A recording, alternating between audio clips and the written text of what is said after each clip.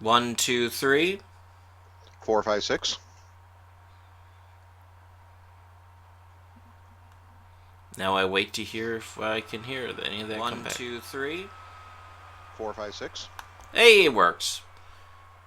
Mute that. Oh, mute that. Bring up the video. Dun, dun, dun, dun, dun, dun, dun, dun, dun.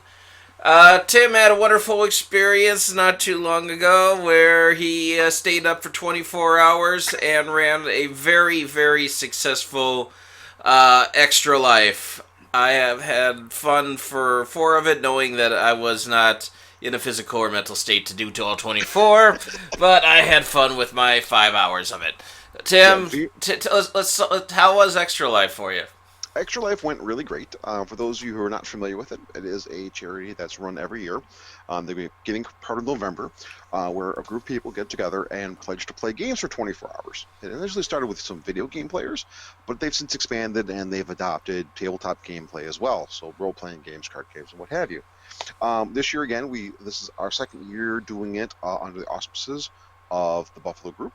This is the first year that Buffalo had its own guild, and we got all together the weekend of November 5th at Collectors Inn up in Kenmore. Thanks to Joe and all the guys there for sticking out and helping us with it. Where we got to play lots and lots of silly games for 24 hours straight. We had a table of D&D where they played the Against the Giants trilogy for 24 hours. We had our buddy Jerry Meyer, who ran Savage Worlds, a bunch of Savage Worlds stuff all overnight. There was Legendary the card game. There was I know you ran Cthulhu. Our friend Jane ran Eldritch Horror. There was a whole bunch of other board and card games. I got to play some Mansions of Madness, which has Ooh. quickly become one of my new favorite board games.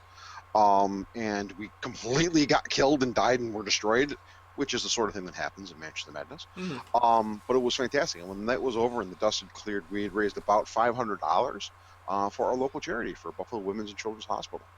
So it went really well. 500. I think the final total was $525, if I remember the number right, somewhere in that range. One of the So cool things that you did was buying the poker chips for re-rolls. Can you tell our listeners about that? yeah, sure. This actually started last year. I'm not. I can't. I can't actually remember who came up with the idea.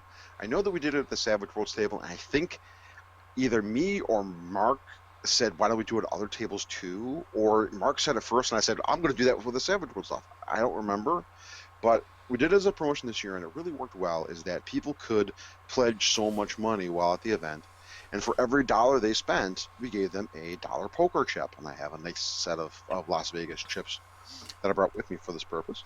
And I would just hand out the chips, and then they could spend those to re-roll or redraw or redo whatever thing to do in the game they were playing.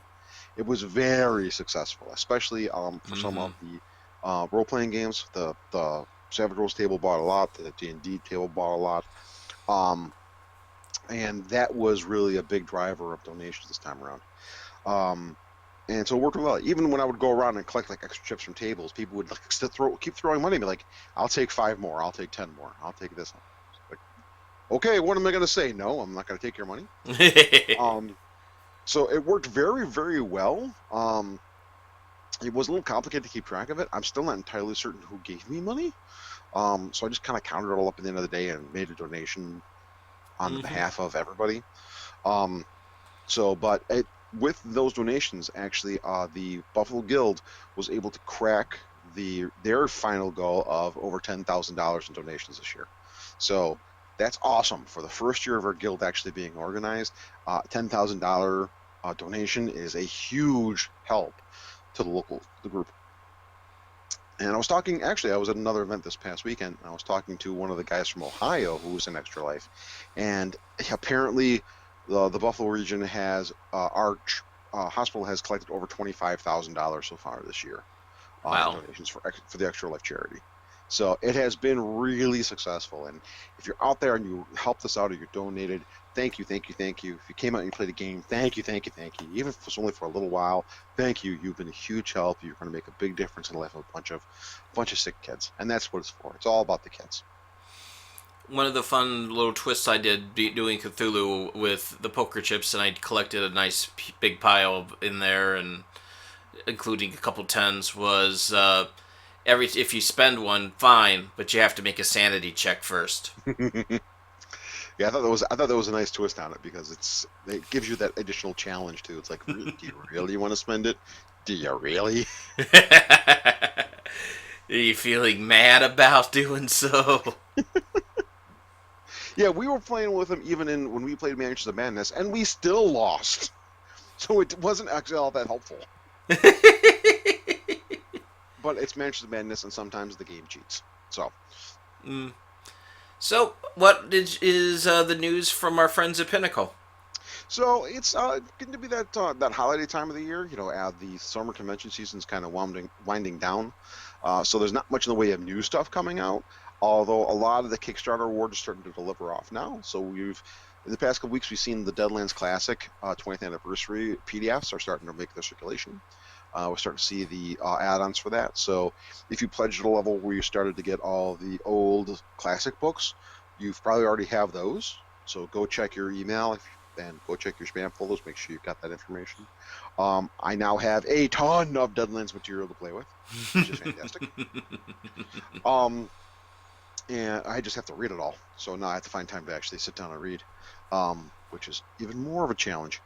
Also, we're seeing some more Rift stuff come out, but they just came out with Sean Patrick Fannon's a section of 5 one-sheet adventures, which can be strung together and used as the basis for a plot point campaign, which I thought was a fantastic idea. Hmm. And it's available for free. A lot of people have that question of what exactly makes for a plot point campaign. So I think having something out there that sort of shows you the structure and is available for a free download from Pinnacle is a really great idea. Um, and they've also just released today to Kickstarter backers. I just got the email a little while ago. Is that the other Kickstarter award one sheets are now being distributed to the backers, so you can expect to see those on the website for the public probably by next week. Would be my guess. Very nice. Let's talk that. What makes for a good plot point campaign? Well, a good plot campaign really has to have a good structure. It has to be both well defined enough that you can have a definitive beginning, middle, and end. Um, it has to be compelling. It has to be unique, but it also has to have enough breathing space between the different plot points so that you have room to put in your own scenarios and your own storylines. It shouldn't be too restrictive. It shouldn't be too scripted. It should be enough that people can take, sidetracks and not lose any sleep over it. Okay. And what are some of your favorites? Favorite plot point, hands down, it's got to be 50 Fathoms. I think 50 Fathoms did a fantastic job with building that structure. It really works well in that structure because there's a lot of downtime when you're traveling from point A to point B on board a ship, and lots of adventures can happen along the way.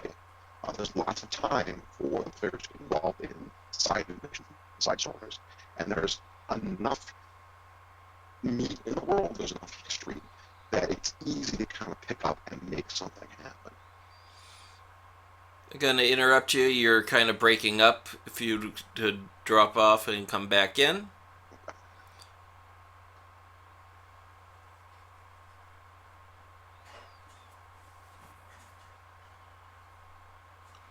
Let's try that again. Is that any better? Yep, that's a lot better. Okay, good. So, yes. So 50 Fathoms is, by and large, probably the favorite plot point I've ever run. And where do you rank the one that you're running for us? The Between a Stone and a Hard Place. Oh, that's only just starting to get good. The thing I like, Stone and Hard Place also is another really good one. First of all, Stone has always been one of my favorite bad guys. I've always thought he was a great character, and I always kind of liked the idea of the man with no name, Clint Eastwood's man with no name character, as an evil, evil man, and with an evil background. Um, and even though, if you read the character's background, he's got a kind of interesting sort of understandable evil. Um, I don't want to talk about it too much because, again, spoilers. Mm-hmm. Um, but especially now, which is the other thing too, the Good Intentions plot point book, which is the one featuring Hellstrom, the PDF's out for that as well. Ooh. And in that, they explain a little bit more. They explain one key portion, one key fact about the world of Deadlands that never really got expressed before. Um, Ooh. and Matt and Cutter and Shane Hensley have talked about this, is that the secret thing about Deadlands that people don't realize is that it's actually a love story. Mm-hmm. Is that all the servitors that oh that all the servitors have tragic backgrounds that have made them make terrible decisions. They didn't do what they did simply because of they were evil. They did it because out of love, out of something that was either taken from them, something that they loved was ruined for them, or something that they never had. And that's really what ties all their storylines together.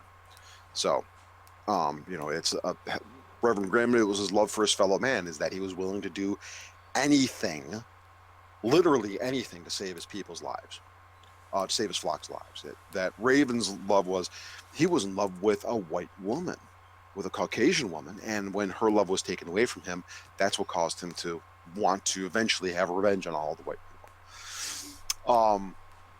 With Stone, it's a lack of love, is that his mother died in childbirth, and his brothers and father were abusive towards him. And so he grew up in a very, very abusive childhood with no caring and no compassion and none of that kind of love. And when you grow up in that environment, you become a harsher human being, you become a harsher adult. And that's what makes him so terrifying. And then Hellstrom is trying to save his wife's life. Mm-hmm. So that's one of the big, deep secrets of the Deadlands universe, is that it's actually all about love. Uh, so it'll be Deadlands Valentine's Day specials. Well, maybe not so much. Oh, okay. One thing I wanted to talk to you about was in these games is pacing.